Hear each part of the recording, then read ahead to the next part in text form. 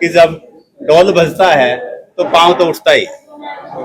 तो भाई जो इलेक्शन है, और इलेक्शन में क्योंकि एक सामाजिक कार्यकर्ता जब सरकार के साथ मिलकर काम करता है तो कई गुना वो काम कर सकता है। तो इसका कारण बताने के लिए आज ये जरूरी हो गया। और जो मेरे साथी हैं, मेरे साथ कार्य करते हैं, कार्यकर्ता हैं, मेरे भारत विकास परिषद के मेंबरान हैं, तो वो भी जो है हमने जो है उसको मिटाने की आवश्यकता है। इसके साथ साथ जो है स्वच्छता के ऊपर और अधिक काम करने की आवश्यकता है। तो बीजेपी से हम जुड़ेंगे तो एक बड़े स्केल पर कार्यकर्ता होंगे। मैं भी एक कार्यकर्ता के रूप में, एक निष्ठावान सिपाही के रूप में कार्य करूंगा। पिछड़ा वर्ग मोर्चा के जिला के अध्यक्ष रहे हैं हमारे विनोद गुरु जी हैं, डॉक्टर तिलकराज आहूजा जी हैं, हमारे भारत विकास परिषद के वीर शाखा के प्रधान हैं, श्री रामदिया रत्तेवाड़ जी हैं, राष्ट्रीय प्रजापति महासभा में वाइस प्रेसिडेंट रहे हैं, और डॉक्टर दीवान जी हैं, और जो है ये काफी योगा में और जो है स्वास्थ्य की दृष्टि में अवार्डी भी तो बड़ा काम कर रहे हैं। श्री विजय जी हैं, महेंद्रगढ़ से हैं, राष्ट्रीय सचिव हैं राष्ट्रीय प्रजापति महासभा के। सभी को मैं नमस्कार करता हूं। इस हिसार की ऐतिहासिक भूमि को नमन करता हूं। सभी मेरे प्रिंट मीडिया के साथी, सभी इलेक्ट्रॉनिक मीडिया के साथी और सभी मेरे सोशल मीडिया के साथी, सभी को मैं नमन करता हूं।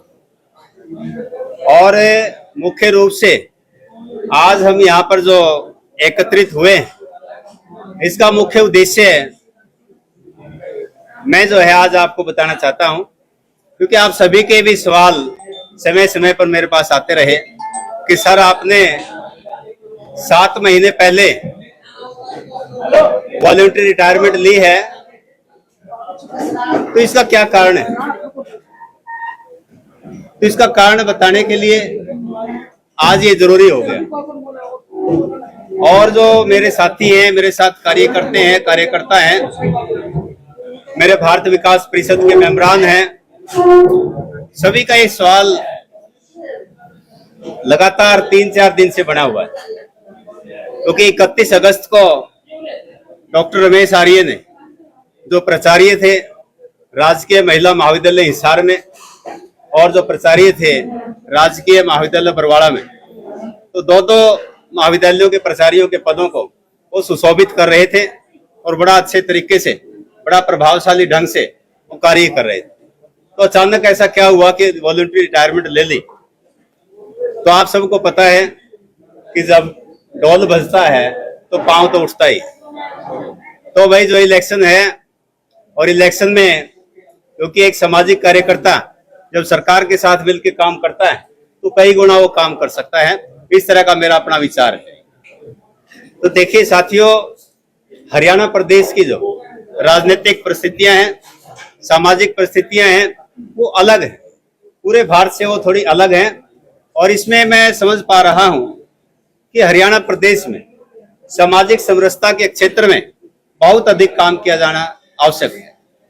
क्योंकि यहाँ पर आप देखते हैं, कोई भी व्यक्ति है, उसका बात करने का ढंग वो बदल जाता है, समुदाय विशेष के साथ तो बात करने का ढंग बदल जाता है। तो सामाजिक समरसता के साथ जब समाज हमारा घी शक्कर होकर के काम करेगा तो पूरे देश के लिए वो अच्छा काम कर पाएगा, पूरे देश के हित में, पूरे देश के विकास के लिए वो अच्छा काम करेगा। तो इसके साथ साथ क्या है कि शिक्षा और स्वास्थ्य के क्षेत्र में बहुत ज्यादा काम करने की आवश्यकता है। बेशक से काम हो रहा है, मैं मानता हूं। 2014 से पहले जो हॉस्पिटल्स हमारे थे उसमें क्या हाल होता था आपको पता है, और अब उनमें परिवर्तन मैं देख पा रहा हूं। तो बहुत तो इसमें काम और भी होने की आवश्यकता है। चाहे शिक्षा का क्षेत्र है, वहां पर गुणवत्तापूर्ण शिक्षा के साथ साथ कौशल विकास की आवश्यकता है। तो देखिए, आज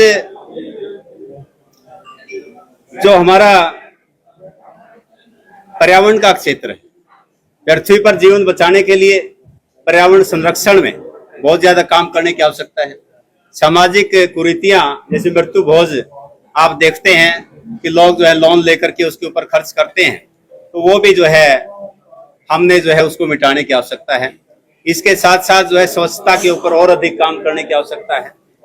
तो कोई भी फील्ड आप उठाएंगे, क्योंकि भारत जो है, भारत की जनसंख्या के आधार पर आप देखते हैं तो यहाँ पर जितना काम किया जाए उतना कम है। प्राचीन समय में आप लोग देखते हैं हमारे ऋषियों ने, मुनियों ने, हमारे मनीषियों ने वेदों में, ग्रंथों में वो बताया है कि 4 आश्रम बताए। एक बताया ब्रह्मचार्य आश्रम, दूसरा है गृहस्थ आश्रम, तीसरा वानप्रस्थ आश्रम और चौथा है अपना संन्यास आश्रम। तो वानप्रस्थ आश्रम है 50 की उम्र में शुरू हो जाता है और वो सामाजिक सेवा का क्षेत्र है, यानी कि 50 से 75 तक व्यक्ति को समाज को समर्पित भाव से काम करना चाहिए, return back to the society. तो इस तरह का मेरा विचार है। तो इसी विचार के तहत मैं समझता हूं कि जो भारतीय जनता पार्टी आज वो अंतिम व्यक्ति की आवश्यकताओं को ध्यान में रख करके आगे बढ़ रही है, उसके लिए काम कर रही है। तो जब हम सरकार में होते हैं या एक बड़े संगठन के साथ जुड़े होते हैं, वैसे मैं पहले भी जुड़ा हुआ हूं, भारत विकास परिषद एक बहुत बड़ा संगठन है, आप लोग देखते हैं। तो जब बीजेपी से हम जुड़ेंगे तो एक बड़े स्केल पर कार्यकर्ता होंगे। मैं भी एक कार्यकर्ता के रूप में, एक निष्ठावान सिपाही के रूप में कार्य करूंगा। तो आप देखते हैं कि चौधरी नायब सिंह सैनी ने जब से कार्यभार संभाला है तो तब से ही आप लोग देखते हैं डेली बेसिस के ऊपर एक से एक जो है प्रभावशाली निर्णय जो है चौधरी नायब सिंह सैनी जी ले रहे हैं। मैं एक न्यूज में सुन रहा था कि 56 दिनों में 128 निर्णय लिए, चाहे वो गरीब शेड्यूल कास्ट बच्चों के बारे में, उनके आर्थिक सहायता के लिए हो 1,11,000 रुपए की घोषणा उन्होंने की, 90% से ऊपर की, चाहे बिना खर्ची पर्ची के नौकरियां देने की बात हो। तो कोई भी निर्णय आप देखिए, एक से एक बढ़कर निर्णय है। एमएसपी की आप बात करेंगे, 2,000 रुपए पर एकड़ की बात करेंगे। किसानों के भलाई में जो निर्णय लिए, ऐसे पहले किसी गवर्नमेंट ने नहीं लिए। 2014 से पहले आप देखते थे 1.5 रुपया, 2 रुपया और 3 रुपए के चेक आते थे किसानों के खाते में, और देखकर उस चेक को ना फेंकते थे और देखकर जो आंखों में आंसू आ जाते थे। देखिए, समाज के दर्द को मैं समझता हूं। अगर किसी व्यक्ति के एक आंख में आंसू आता तो दूसरा आंसू मेरी आंख में आएगा। तो इस तरह का विचार लेकर के मैं पूरे समाज के लिए एक समर्पित भाव से, एक जज्बात के साथ, एक जज्बे के साथ मैं उनके साथ काम करूंगा। चाहे वो छोटे कार्य हो, बड़े कार्य हो, उनके साथ खड़ा होकर काम करूंगा। क्योंकि जैसे मैंने वानप्रस्थ आश्रम की बात की, तो वानप्रस्थ आश्रम में यही है कि घर गृहस्थी के लिए उसने काम कर लिया है काफी, अब समाज के लिए काम करें। Return back to the society, return back to the society के कॉन्सेप्ट पर मैं जो है काम करूंगा। तो जो हमारे चौधरी नायब सिंह सैनी जी एक समर्पित भाव से वो कार्य कर रहे हैं, वो सामाजिक ज्यादा है, राजनीतिक कम है। आप लोग देखिए उनकी विनम्रता, उनकी सौम्य भाव जो आपका है, उनका समर्पण है, उनकी निष्ठा है, वो देश के प्रति है। यानी कि आप देखिए, कोई स्वार्थ की बात मैं नहीं करना चाहता, कोई परिवारवाद की बात मैं नहीं करना चाहता। मैं हमेशा ही राष्ट्रवाद का समर्थक रहा हूं। जब हम सब अपने संवैधानिक कर्तव्यों को पूरा करेंगे तो नेचुरल है कि हमें अपने अधिकार तो मिल ही जाएंगे। अब ठीक उल्टा मैं देख पा रहा हूं, आजादी के बाद से सभी लोग अधिकारों की बात करते हैं। अब जो है कोई भी डिपार्टमेंट आप लेंगे, जब उसमें कर्तव्य हम पूरे करेंगे, संवैधानिक कर्तव्य पूरे करेंगे, हम अपनी ड्यूटीज को पूरा करेंगे, तो अपने अधिकार अपने आप मिल जाएंगे, ऑटोमेटिकली मिल जाएंगे। मैं इस थ्योरी के ऊपर काम करता हूं। तो जो भी पार्टी आदेश देगी मैं उसके लिए काम करूंगा। लेकिन अगर आप पूछोगे फिर कि कहां पर काम करोगे, तो वास्तव में देखा जाए तो बरवाड़ा क्षेत्र मेरे को सूट करता है, और बरवाड़ा में सबसे मजबूत दावेदार मैं हूं।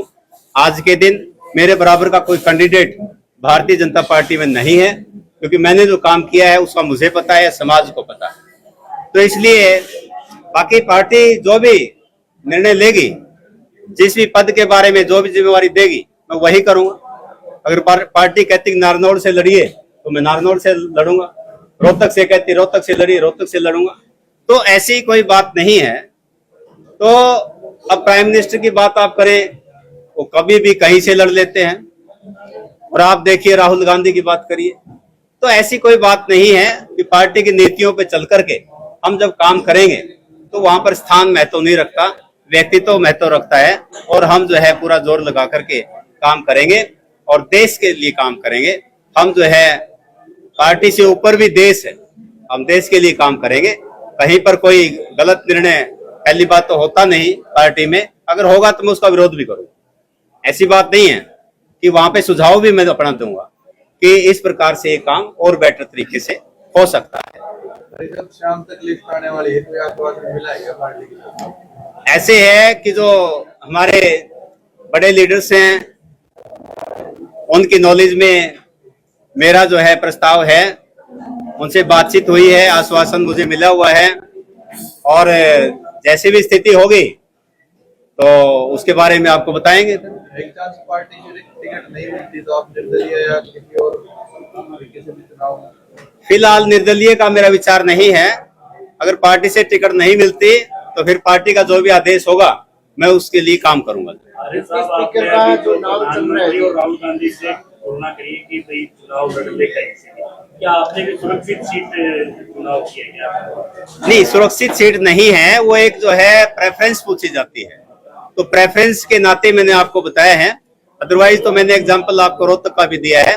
कहीं से भी पार्टी का आदेश होगा तो मैं वहां से लड़ने के लिए तैयार हूं और पूर्ण रूप से हमारी तैयारी। बरवाड़ा से डिप्टी स्पीकर रणवीर गंगवा का नाम चल रहा है, अगर उन्हें टिकट मिल जाती है तो आप क्या करेंगे? चौधरी रणवीर सिंह गंगवा को टिकट मिलती है तो हम उनकी सपोर्ट करेंगे, उनके साथ में काम करेंगे। ऐसा कुछ नहीं, क्योंकि पार्टी ने देखना है, वो काम पार्टी का है कि टिकट किसको देती है किसको नहीं देती है। वो मैं अपने लेवल पर जो है कुछ डिक्लेयर नहीं कर सकता। तो जो भी पार्टी के कार्यकर्ता है मैं प्रत्येक का मान सम्मान करता हूँ, प्रत्येक लीडर को के दिशा निर्देशन में हम काम करेंगे। तो इस प्रकार का विचार लेके मैं चल रहा हूँ। वायरल हो रखा गंगवा साहब का, जिसमें वो एक साधु को कुछ आपत्तिजनक शब्द का प्रयोग कर रहे हैं। वो एक्चुअली साधु की बात और गंगवा साहब की बात है, वो उनकी व्यक्तिगत है, उसके संबंध में मैं यहाँ पर टिप्पणी नहीं देना चाहता।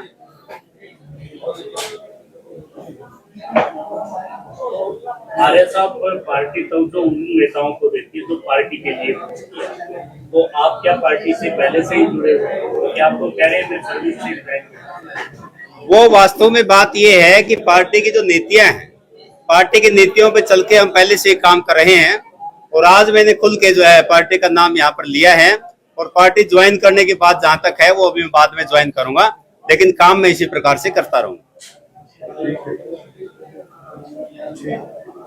आर्य साहब, एक के बाद एक बरवाड़ा से सभी पार्टियों की दावेदारी है, वो अलग अलग व्यक्ति कर रहे हैं और अब आपने भी दावेदारी कर दी है। कितना मुश्किल जो रहेगा भाजपा के लिए, कांग्रेस के लिए, सबके लिए और आपके लिए, क्योंकि इस वक्त आप अचानक से एकदम से मैदान में उतरे, पार्टी भी आपने ज्वाइन नहीं किया। वो वास्तव में बात ऐसे है कि डेमोक्रेसी में जितने दावेदार होंगे उतने ही जो है प्रजातंत्र की मजबूती होती है। और मैं तो कहता हूँ कि और भी 10-20 आए तो और भी मजा आएगा खेल में। तो ये मजबूती के लिए जरूरी होता है। डेमोक्रेसी में जितने ज्यादा कैंडिडेट होंगे उतना ही बढ़िया रहता है। ये बहुत अच्छी बात आपने पूछी। हाँ जी, थैंक यू वेरी मच, धन्यवाद, जय हिंद।